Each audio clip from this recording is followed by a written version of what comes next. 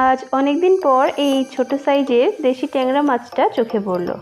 রান্না করার সময় মনে হলো সব কিছুই তো আমার ভিউয়ার্সদের সাথে শেয়ার করি, তাহলে এটা কেন করব না। তো এই ছোট মাছ দিয়ে আজ বানাবো মাছের ঝাল। কিছুই না, প্রথমেই মাছগুলোকে খুব ভালো করে জল পাল্টে পাল্টে ধুয়ে নিয়েছি। এবার মাছগুলোকে নুন আর হলুদ দিয়ে খুব ভালো করে মেখে নিয়েছি। এবার কড়াইতে বেশ খানিকটা সরষের তেল গরম করে ম্যারিনেট করে রাখা মাছগুলো দিয়ে দেব। মাছগুলো একটু কড়া করে ভেজে নিতে হবে। একই ছোট মাছ, তারপর ভাজা কম থাকলে মাছগুলো সব ভেঙে যাবে, দেখতেও ভালো লাগবে না।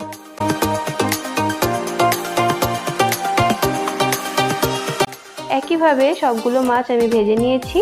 এবার তেলের মধ্যে দিয়ে দেব গোটা জিরে, দুটো পেঁয়াজ কুচিয়ে রেখেছিলাম সেটা দিয়ে দিচ্ছি।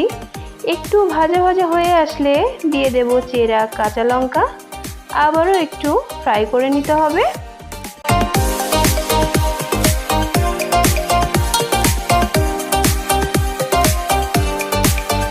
এবার ভেজে রাখা ট্যাংরা মাছগুলো দিয়ে দিচ্ছি।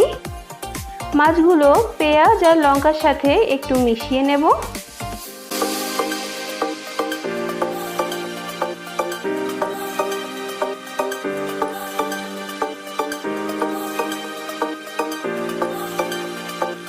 এবার দিয়ে দেব পরিমাণ মতো নুন আর দিচ্ছি হলুদ গুঁড়ো। সব কিছু একসাথে খুব ভালো করে একটু নেড়ে চেড়ে নেব। এদিকে একটা মশলা বানিয়ে নেব, যার জন্য মিক্সিতে 2 চামচ গোটা সর্ষে, 1 চামচ গোটা জিরে আর বেশ কয়েকটা কাঁচা লঙ্কা একটু জল দিয়ে একটা পেস্ট বানিয়ে নেব। এই মশলাটা এখন মাছের মধ্যে দিয়ে দিচ্ছি। ভালো করে মশলাটা মাছের সাথে একটু ভেজে নেব।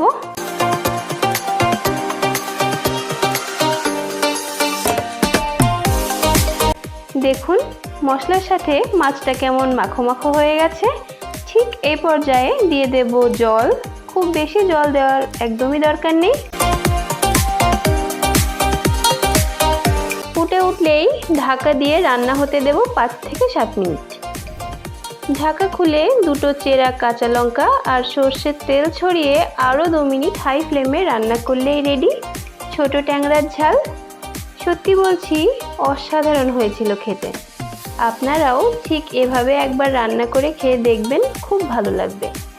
নিত্য নতুন আরও রেসিপি পেতে আমার চ্যানেলটিকে ফলো করে রাখুন।